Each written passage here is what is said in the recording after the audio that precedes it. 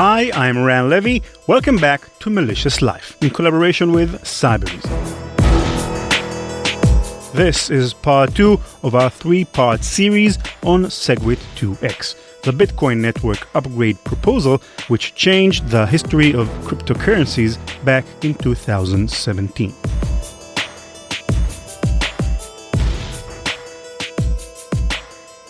There is perhaps no better encapsulation of why Bitcoin struggles as a payment system than what occurred when two famous Bitcoin's proselytizers got on stage together for a debate last year.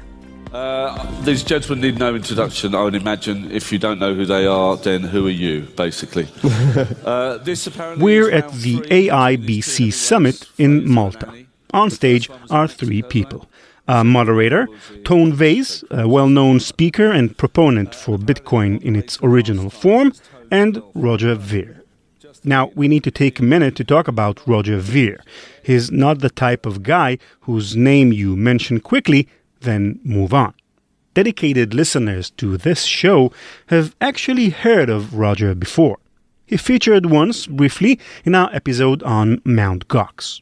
As the Mt. Gox Bitcoin exchange went dark, realizing they've lost millions upon millions in other people's money, Roger got in front of a camera and said in 50 seconds that the rumors about Mt. Gox being bankrupt were not true.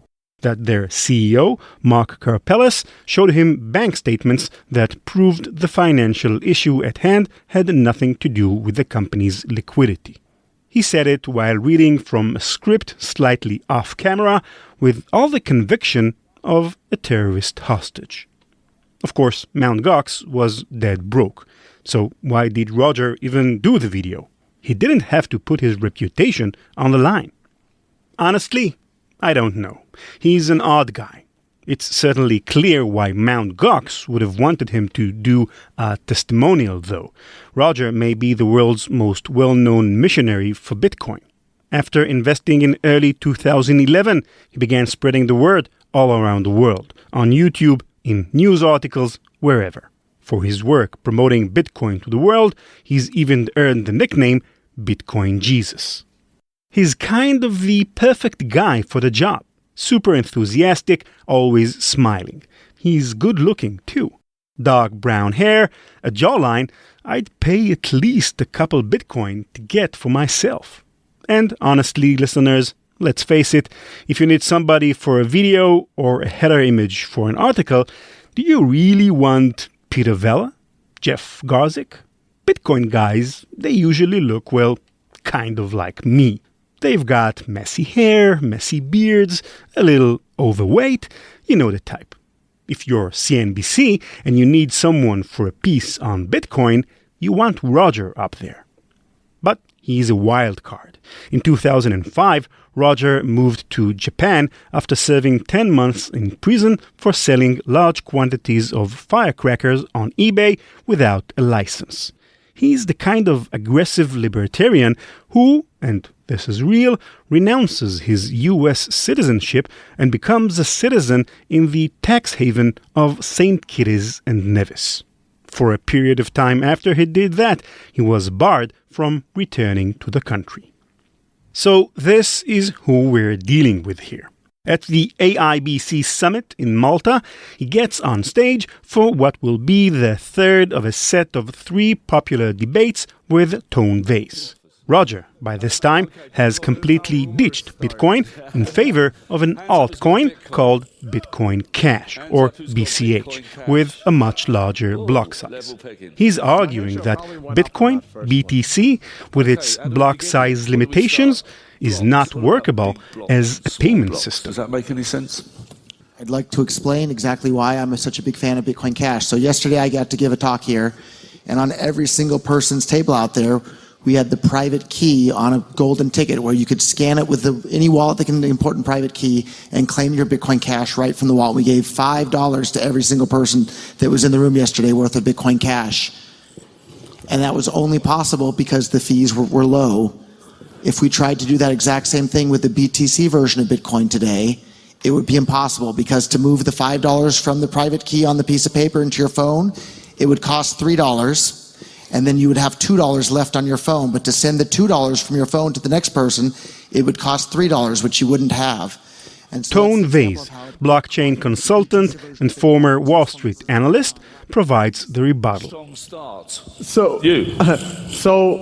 very simple rebuttal. So for the at least the last 9 months or more, I use Bitcoin pretty much every day. I have not paid more than $1 fee for a Bitcoin transaction over the last 9 months, so I have no idea where the $3 average is coming from.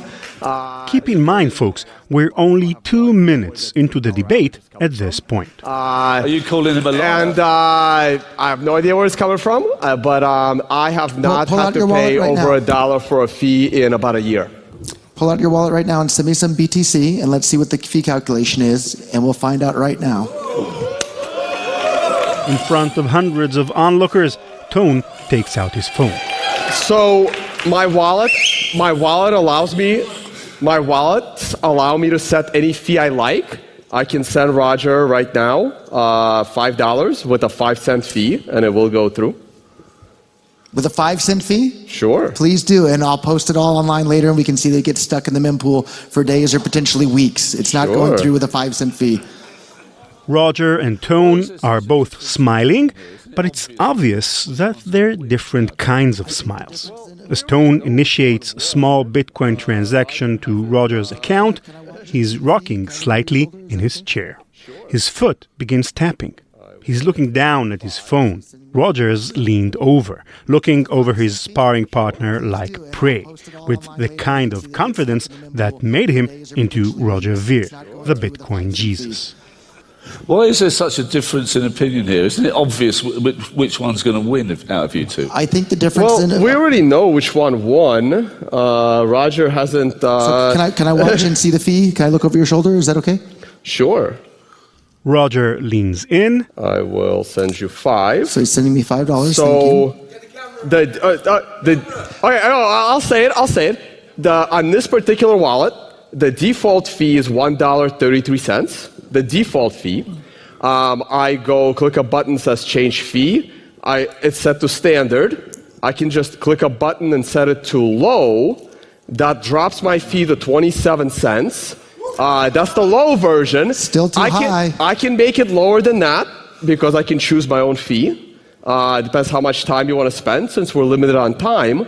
But right now I'll just use the 27. I can lower it to 5 cents if you like. Lower it to 5 cents and we'll see how many days it's stuck in the mempool. Set custom fee.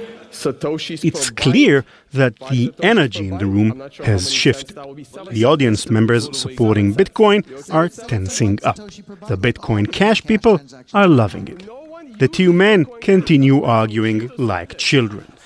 But it's great entertainment. I'm not sure how many cents that will be. 7 cents. Let's do it before the weekend. 7 cents. You okay with 7 to cents? 1 Satoshi per byte, like all Bitcoin Cash transactions are. No one uses Bitcoin Cash. That's why it's so cheap to send it. So that's an absolute lie, and anyone can go and see the number of transactions happening on the network. Let's go ahead and lower it to 1 Satoshi per byte. Mate, get on. We've only got a few minutes. Lower it to 1 Satoshi per byte, and I'll bet... 1 cent fee. There it goes. What does it say? It says transaction success? Well, it's sent. Okay. It needs to get confirmed. It may not have been so obvious to the audience at the time, but watching back on video, you can see Roger's face change when Tone says nobody uses Bitcoin Cash. He was smiling, playing around before. But that sly comment and the laughter it received from the audience changed something in him. His demeanor shifts.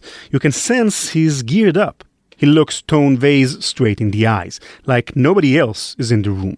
So here you go, Tone. If that gets included in a block today, I'll donate $10,000 to the charity of your choice. Woo! Tone averts his gaze. The conversation moves on as the two men go back and forth, and the moderator, mostly forgotten already, leans in his chair, legs crossed, with an air of, well, I guess I'm not needed here. He's not, really.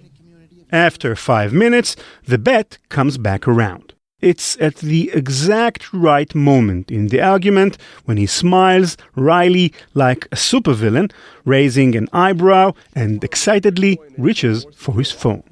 As soon as Tone sees the shift in Roger's body language, that nervous smile creeps back onto his face. So actually I have news about that. I was checking my wallet here, and it looks like because the fee was so low, it looks like the network didn't even detect the transaction, and it's not, looks like it didn't even get relayed by the node, so it hasn't even arrived in my wallet yet. So Tone looks down at his phone. I've just got a message here. It says... Whoa. No, I see the transaction. The moderator throws up his I hands. see the Can we take a look transaction. together? I don't have the transaction ID, so. Yep. No, What does it say? It says unconfirmed, but Yep. that is your transaction.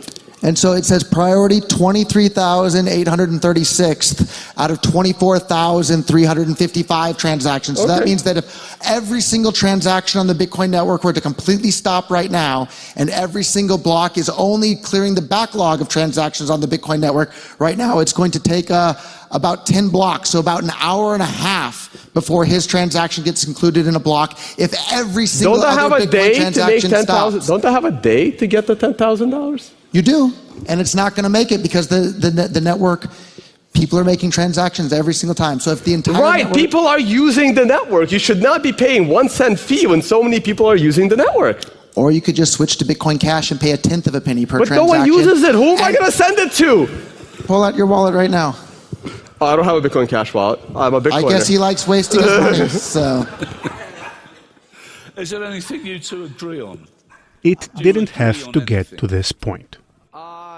In the early days, almost as soon as the 1 megabyte block size limit was conceived, so were discussions on how to raise it. Gavin Andreessen, arguably the second most powerful developer in Bitcoin's history, and Mike Hearn, another early developer who worked alongside the founder of the platform, Satoshi Nakamoto, each proposed ideas for how to upgrade that limit in the future. Jeff Garzik, the most famous developer behind SegWit2x, proposed all the way back in October 2010, just 1 month after the limit was implemented in the first place, that it be raised to 7 megabytes. Satoshi himself addressed how such a change might be enacted in the future, writing, quote, "It can be phased in. It can start being in versions way ahead, so by the time it reaches that block number and goes into effect, the older versions that don't have it are already obsolete. When we're near the cutoff block number, I can put an alert to old versions to make sure they know they have to upgrade." End quote. So, in other words, we'll jump off that bridge when we get there. I'll handle it. And he would have handled it probably very well. Whenever the limit needed to be adjusted, he would have joined up with his core team, come up with a solution that worked, and signaled that all the users adopt their new patch. Done and dusted. But then fate turned. The following year, Satoshi was gone. The last we heard from the famous mysterious inventor of Bitcoin came in response to an email from Mike Hearn. They were discussing some technical matters when Mike changed the subject. Quote, "I had a few other things on my mind, as always," he writes. "One is, are you planning on rejoining the community at some point, e.g. for code reviews, or is your plan to permanently step back from the limelight?" End quote. Satoshi replies, April 24th, 2011, quote, "I've moved on to other things. It's in good hands with Gavin and everyone." End quote.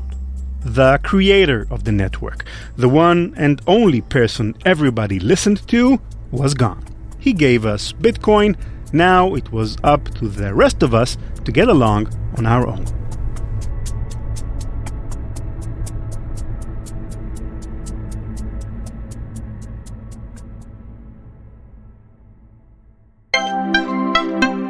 A few years ago, I wanted to subscribe to a certain popular music streaming service.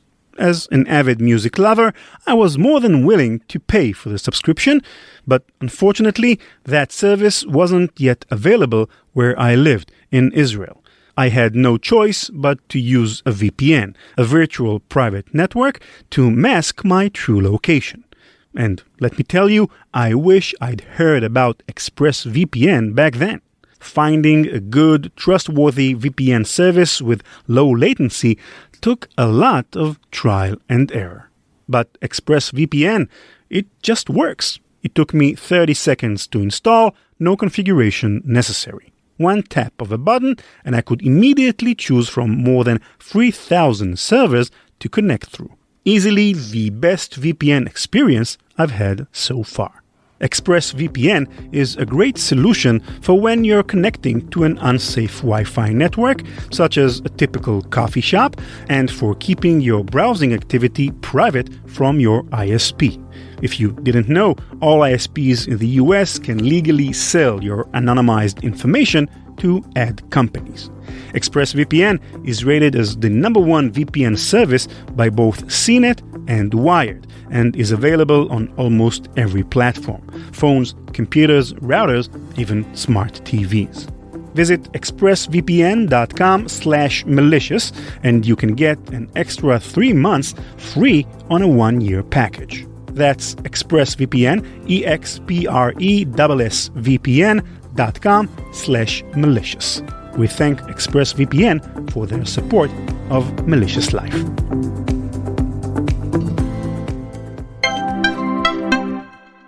To understand where the arguments for SegWit2x begins, you need not go much further than that debate between Roger Ver and Tone Vays. Roger wasn't arguing for 2x, but the principle is the same. Bitcoin, in its modern state, is problematic as a payment system. Throughput with a 1 megabyte limit has left a large pool of unconfirmed transactions in a state of limbo, and getting out of that limbo is unnecessarily expensive. It honestly can be confusing for 2x supporters to conceive of why users won't be the first to get behind a block size increase. They are the ones, after all, who have to pay transaction fees. Miners won't complain if you have to throw them an extra $5 every time you pay Steve.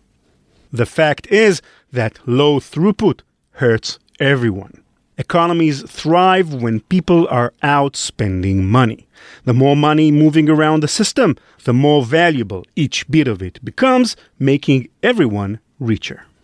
Lots of startups formed around Bitcoin during the mid-decade, with the prospect that one day the system might become a popular worldwide currency.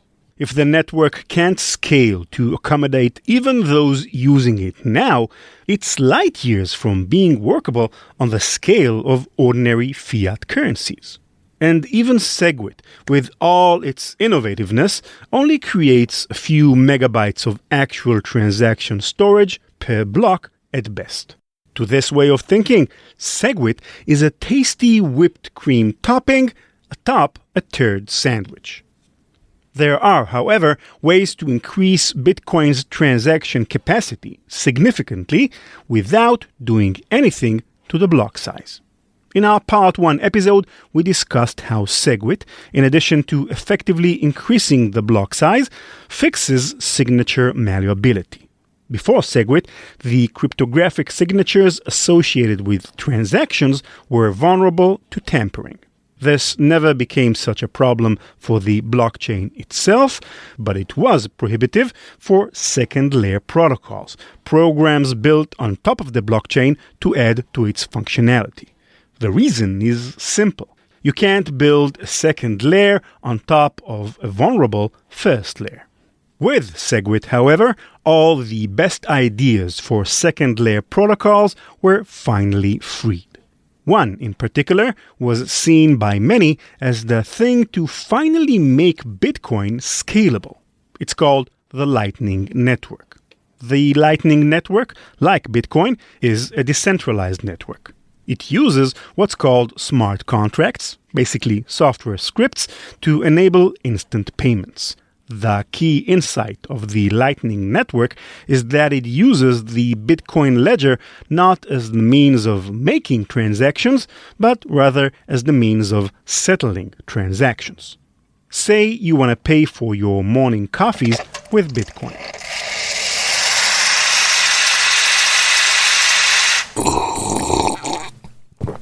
You'll have difficulty if there's $5 fee every time and the payment takes 10 minutes to confirm. The Lightning Network allows you to avoid these issues by taking your payments off the blockchain. You begin by funding a secure payment channel between yourself and the coffee shop using, for example, 2 centibits or 0.02 Bitcoin. Over the next month, you use your 2 centibits to buy coffee every day.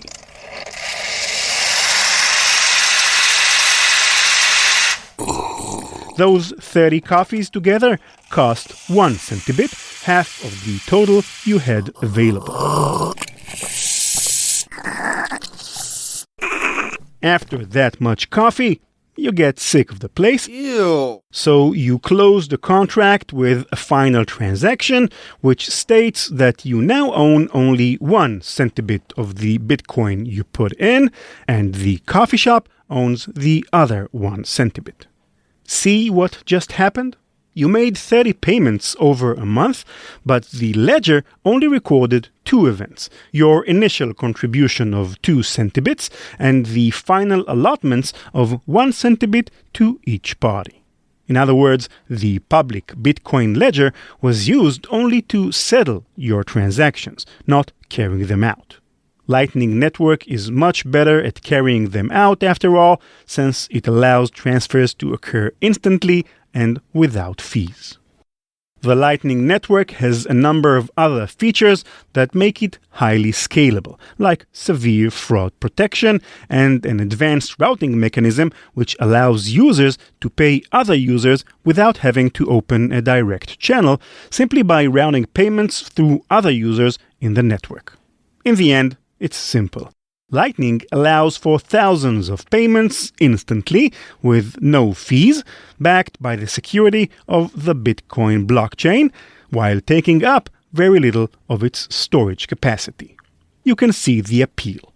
Users, core developers, and businesses alike were excited at the prospect of SegWit, if for no other reason than it would finally let loose the Lightning Network.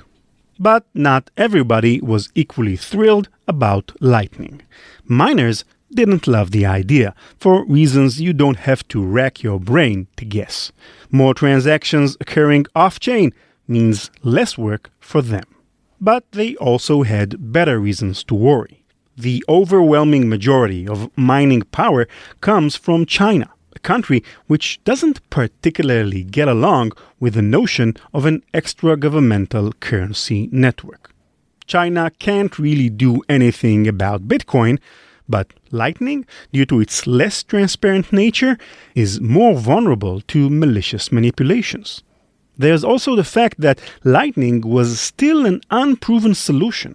Some believed there were technical scenarios which could lead it to become centralized or even unworkable on the whole.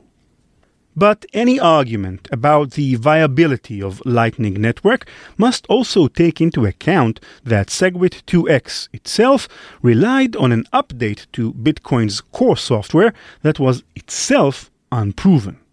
BTC1 was the name of the software implementation which, when activated by a node on the network, would run Bitcoin according to the SegWit2x rules.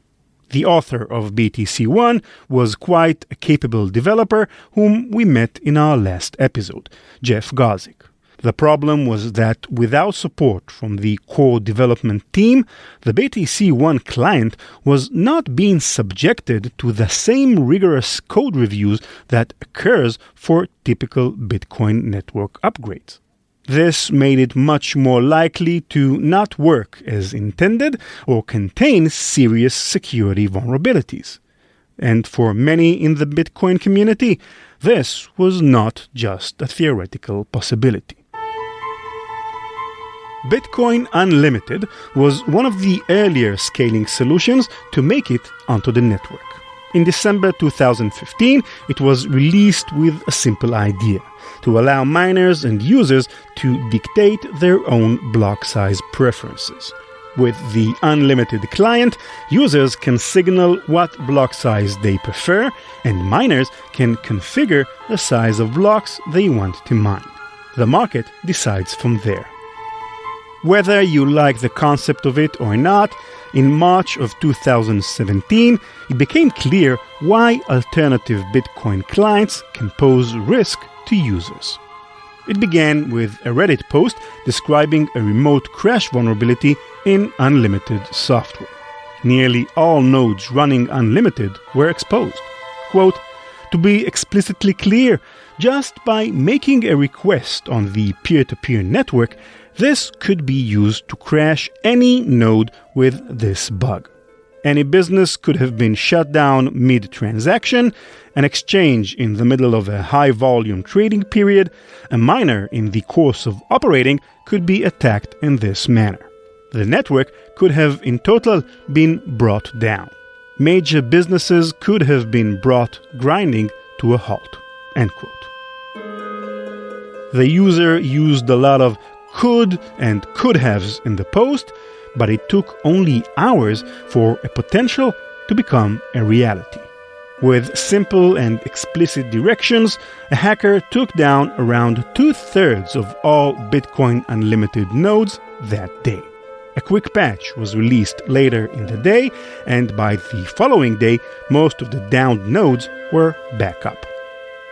Whoever hacked Bitcoin Unlimited may have been trying to prove a point, or maybe they were just bored. Either way, unlimited users got off easy. The vulnerability had been sitting there for over a year. The day it was exploited, it was patched, and everything returned to normal. You just don't hear stories like this about Bitcoin. I mean, there are Bitcoin-related hacks, for example, the bankrupting of Mt. Gox, but the core software itself has tended to avoid any significant exploits. That's in large part because the core development team methodically, rigorously tests all code deployed to the network. Just because some of the world's most talented developers are picking apart every update doesn't mean you're guaranteed impenetrable software, but it does ensure a level of difficulty that most hackers can't touch.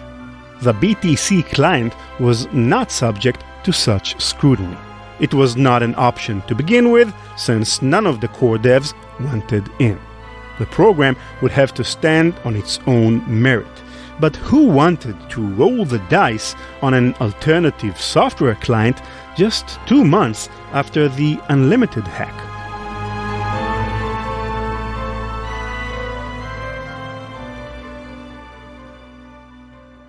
The single biggest issue with the SegWit2x idea, though, was that it would initiate a contentious hard fork.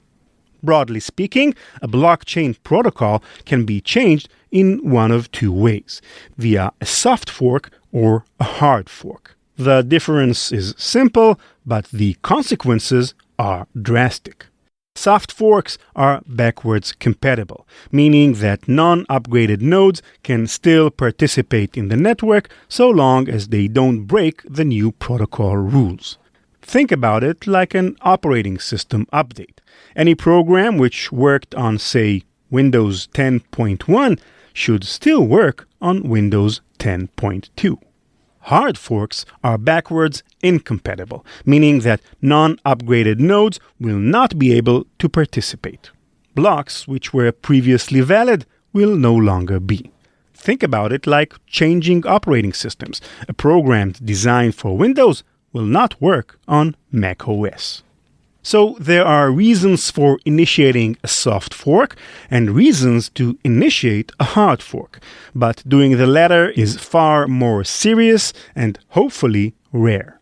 When a Bitcoin user in 2011 initiated 2 transactions worth 92 billion Bitcoin each, the network had to hard fork.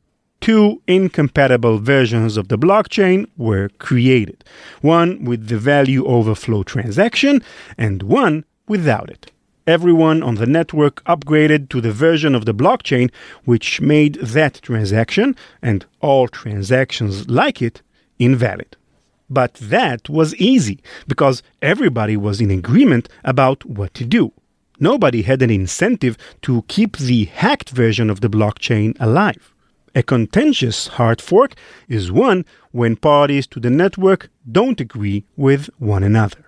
In such a case, you still get two versions of the blockchain, but now there are coalitions which support either side. A race begins with each blockchain vying to outpace the other by having a longer chain and more mining power behind it. From here, one of two scenarios can occur. Either one version of the blockchain, the old or the new one, will clearly prevail over the other because it is more popular, or both will be popular enough to survive, and two independent blockchains will have been formed. Contentious hard forks tend to be bad for everyone. There is a competition rather than cooperation, and the uncertainty puts everyone's assets at risk. SegWit was created as a kind of compromise in order to avoid a contentious hard fork. All this time, we've been talking about raising or not raising the block size. SegWit actually does increase the block from 1 megabyte to 4. It just does it in such a way that doesn't require the network to hard fork.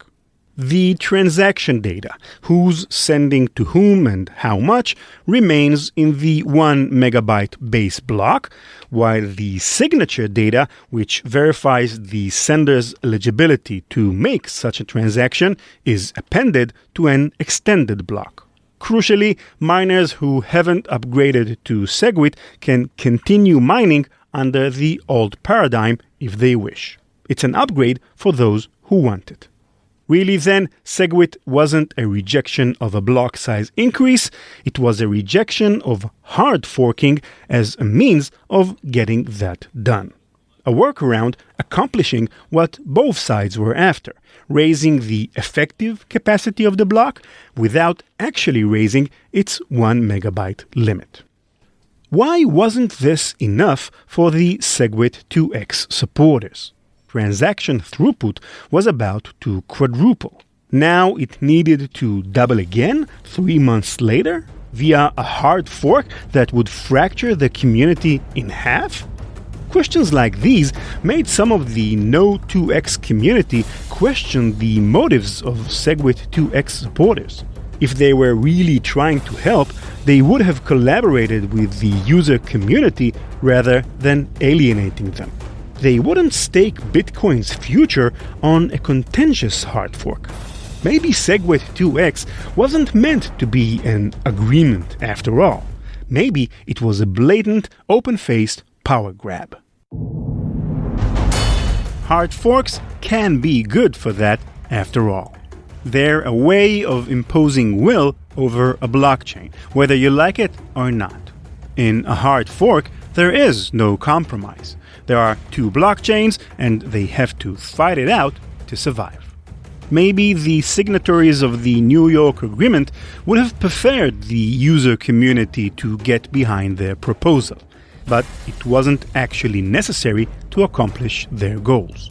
With 80% of the mining power behind them, they could initiate the hard fork without user or developer support. When the two chains split, with the overwhelming majority of hashing power on their side, it's likely that the SegWit2x chain would win out over the legacy chain. Then, users would have no choice but to accept that SegWit2x was the new normal. And it gets worse. There was ample evidence to suggest that SegWit2x wasn't about upgrading Bitcoin at all, but transferring ownership from the many to the few. An exercise in determining who actually has the power to control Bitcoin and who does not.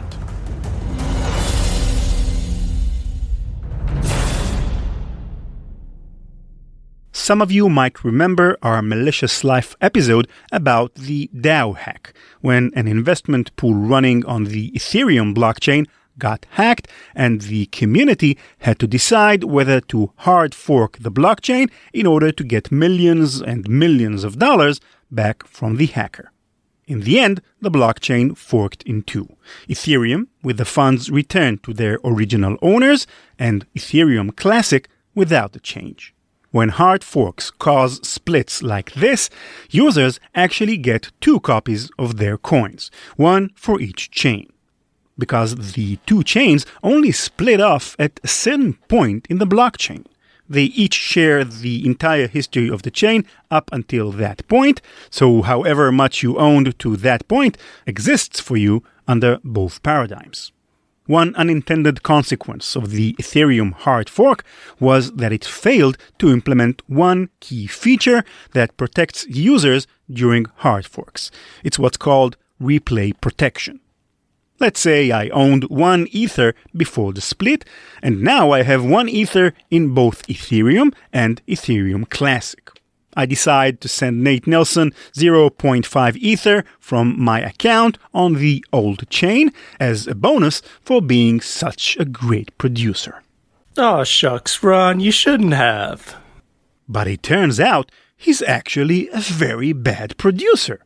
He takes advantage of the hard fork by copying the transaction data associated with my payment on the old chain and uploading it to the new ledger. Now I've paid him twice, the little runt.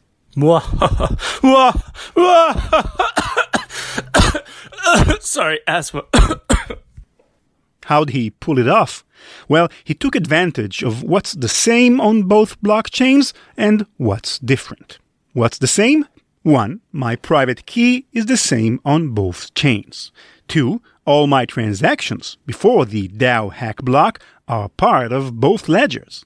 Because of 1 and 2, a transaction of 0.5 Ether sent from my key to Nate's key would generate the exact same transaction data whether it's on one chain or the other. What's different about the two chains? Only one thing. Their transaction history. The new chain can't see what's happening in the old one, and vice versa.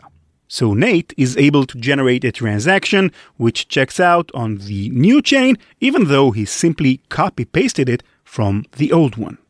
This is the kind of double spending that blockchain as a concept was designed to prevent. Like the number one rule in blockchain is that you can't double spend. But without replay protections in a hard fork, you can. SegWit2x was a hard fork proposal without replay protection. That is, any users who will stick with the original Bitcoin will be vulnerable to replay attacks unless the Bitcoin developers will modify the Bitcoin core software to defend against it. This can be viewed as a kind of a threat. It's as if I bring a tiger to your house and say, if you're so worried about getting eaten, you chain her. Or you can just leave your house, you know. Actually, perhaps more accurately, it was a bet. A bet by the SegWit2x supporters on themselves, that they would be the ones dictating the future of Bitcoin, and their opponents would be the ones seceding to their will. Theories abound that SegWit2x was nothing less than an attack meant to destroy Bitcoin Core. It was a power grab. It was a mass transfer of wealth to those with the means to effect change from those without it. It was a cyber attack. A cyber attack? Indeed, some community members were suggesting that SegWit2x was in effect the first major instance of the worst kind of scenario any cryptocurrency holder could fear, a 51% attack. As you know by now, Bitcoin's power lies in its decentralization. If a hacker wanted to forge a transaction to make themselves rich, the rest of the community would note the forgery and agree not to accept it onto the blockchain. The community has more power than the individual, so it's easy to prevent the hack. Think of it like a group of friends splitting a pizza. Nobody's able to take more than their fair share because everyone else has an interest in preventing that from happening. A 51% attack can occur when one entity or coalition of entities own enough of the mining power on the network to dictate its reality. If a hacker wants to forge a transaction and they own over 50% of the network's hash power, they're going to be able to do so. It's a group of friends sharing a pizza, except one friend is Arnold Schwarzenegger. Even the rest of Arnold's friends together won't be able to stop him if he's hungry after one slice. Now think about what SegWit2x is. A proposal to change the network backed by 80% of the mining power on the network. In an op-ed for CoinDesk, Eden Yago, CEO of the Bitcoin startup Epiphyte, put it succinctly. Quote, "The 51% attack has remained a hypothetical boogeyman. Until now." End quote. Others, even its opponents, disagreed that SegWit2x constituted a 51% attack. Because the proposal involved a hard fork, they argued, the 2x miners would not actually be attacking the legacy chain. They would simply be abandoning it to create their own. Live and let live. But what about if they went further than that? Miners, knowing they had an overwhelming majority as compared with the legacy chain, could easily attack the opposing chain by counterintuitively dedicating their mining power to that chain instead of the 2x one they actually preferred. With more than 50% of the power on the old chain, they could manipulate it to their will, changing transaction data or even halting the chain altogether until it came to a still death. In an op-ed for Cointelegraph, David Dinkins, not the mayor, outlined what appeared to be a probable outcome. Quote, "If there are indeed two Bitcoins, one backed by the developers and the other backed by the miners, mass confusion and chaos are likely to ensue, as would-be investors won't know which Bitcoin is the quote-unquote real Bitcoin. In order to solve this potentially devastating problem, it's likely that the majority chain will attack and destroy the minority chain. The way that would work is simple. Since 2x will have 85% of the miners, a small portion of miners can begin mining the legacy chain. At some point, they will launch a 51% attack against the minority chain, causing double spends, blockchain reorgs, and generally making the legacy network unusable." End quote. Nobody knew what the miners would do. But frankly, if they could destroy the old blockchain, forcing everybody who owned Bitcoin to adopt their solution, why wouldn't they? This isn't to say miners are all bad or exclusively self-interested. They're not. But investors had reason to worry about how they might exert their power. In a Medium article, Sam Waters, a blockchain public speaker, laid out a pretty good reason why. Remember when we talked about how Bitcoin's growing popularity was causing the scaling issues which had been debated for years prior to flare up in a way they never had before? More people were buying Bitcoin, so the price went up, so more people bought, and over time the transactions over the network caused major backlogs and slowdowns. When a backlog occurs, transactions get stuck in what's called the mempool, a purgatory where those transactions must live until a miner finally includes them in a block. Using the website blockchain.info, Waters posted a graph of the size of the mempool from May 2016 to July 2017. An interesting pattern emerged. Spikes in the size of the mempool started to occur in late 2016, but really, these were only temporary. The real sustained spike only really began in May 2017.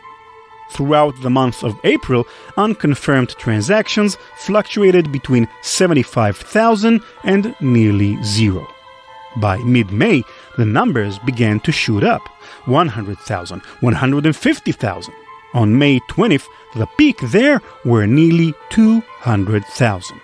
A week later, after a month of sustained chaos, the number dropped like a stone. By June, it was back to 75,000. By July, nearly zero. So what caused that spike? Well, I don't want to say it. I'll use the author's own words. Quote, "A group of people desperately wanted to push their ideas to increase scalability. The moment a scaling solution, SegWit2x, was agreed upon behind closed doors towards the end of May, the attacks suddenly ended." While some people were hopeful or deceptive about these spikes in unconfirmed transactions being organic growth, further analysis clearly shows it was spam. To push people into increasing the block size, the attackers made it expensive to send Bitcoin transactions for weeks in a row by using up as much transaction space as possible through all kinds of constructions. End quote. What does this mean?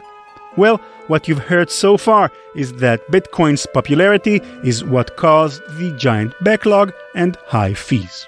That story made sense, so you believed it. But if Waters is right, which we should mention is hotly disputed, then maybe the narrative around Bitcoin's scaling problems is flawed. Maybe the network in 2017 was in large part fine. Maybe this scaling problem became a scaling crisis through deliberate subversion of the network by those with financial incentives, intended to trick the community into believing that a solution like the one they favored, SegWit2x, was necessary to solve the very problem they exacerbated. This is getting ugly. Stay tuned for our next episode, the third and final installment of SegWit2x, or the year Bitcoiners will never forget.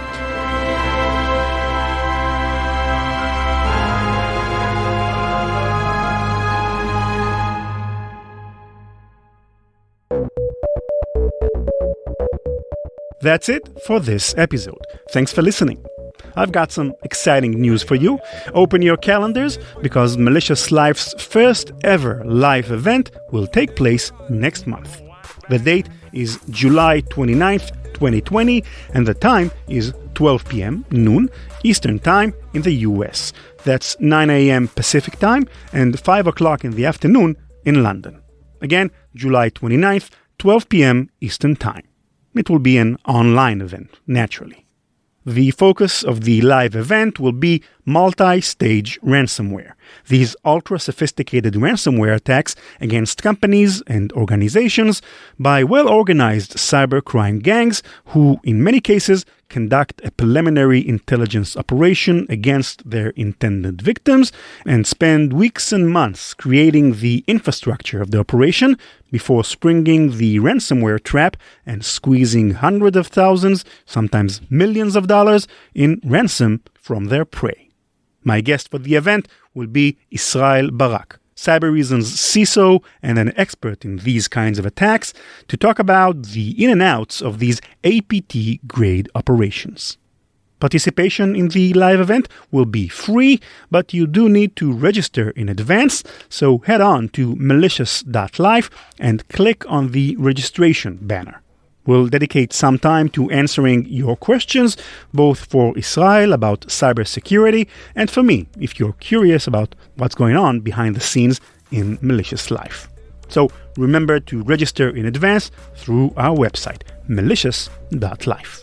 Also on the website, you'll find our previous episodes, all 85 of them, plus full transcripts, and you can follow @MaliciousLife and @RanLevy on Twitter for updates and interesting discussions.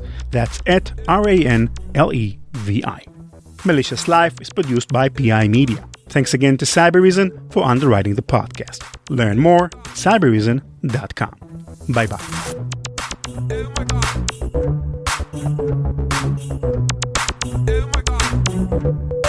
TK Music.